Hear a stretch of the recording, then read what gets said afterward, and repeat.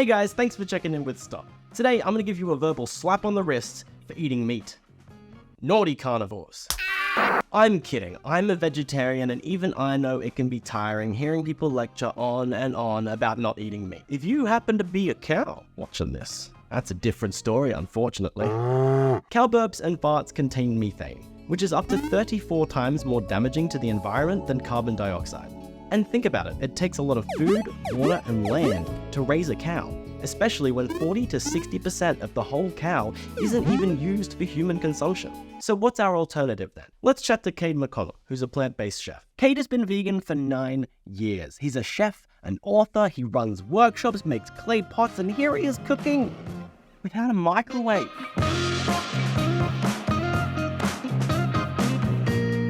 Hi Cade. So what drove you towards a plant-based diet? I know there's a lot of stats out there, but I think it's around 70 to 90 billion land animals are killed every year for meat, and that's just not something that I wanted to contribute to.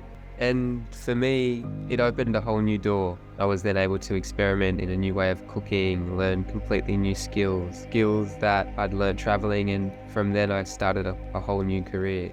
Was this like an exciting thing to start doing? Yeah, it definitely was. I mean, I grew up in a family that we had the same meal kind of, the weekly meals were kind of on rotation. And, it was just so much newness, these new ingredients, new colors, spices, all these things that I haven't even seen or smelled or tasted. And the whole aspect of it can be quite fun, but it's just like it's being open to change. It's being open to something new. Forests, grasslands, and savannas are all cleared for farmland. And since 2020, chickens outnumber humans 4-1, which makes sense actually. I mean, there are a lot of chicken nuggets in the world. Around 15% of the world's total greenhouse gas emissions come from livestock production. So one thing I feel like people are aware of is that factory farming has an impact on greenhouse gases and climate change. But as far as all of that impact goes, like, what's the scale like? What are we actually talking? These factory farmed animals are fed foods that aren't natural to their diet. If you were to feed humans this much genetically modified soy, they would fart, they would burp. Like, think of it, if we eat a meal that we're not meant to eat, it creates gas. A lot of people just seem to not be able to stop eating meat, or maybe they think that like veggie meals are too expensive or something like that. So for those people, what do you think would be some easy ways to reduce meat consumption? One great place to start is one meat-free meal a week. That could be a Monday, meat-free Monday, and that could be dinner. One meatless meal a week. Do you really think that would help? Is that going to make a difference?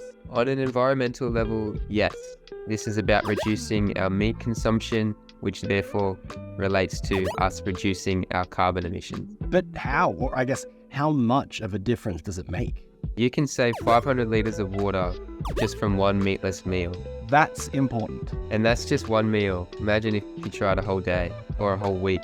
100 people or 1,000 people or 1,000,000 people chose to not eat meat on one day. That would have a huge impact across the globe. And in doing that, we can also empower ourselves. We can feel good about this choice that we're making towards the benefit of the environment. And that also helps other people catch on. We can speak to our friends and family about this initiative that we're doing, and it can ripple out. What we choose to eat, what we choose to put in our body is a vote for the future. Thanks, Cade. I've got a bunch of new things to try. All right, so what are we doing? Go veggie for a day or two a week. Get the family on board. Why don't you try something new? And I want to know what your favorite recipe was, so make sure to post about it. Tell your friends. What did you do? Did you try some sort of new tofu? Did you go out and stuff a capsicum?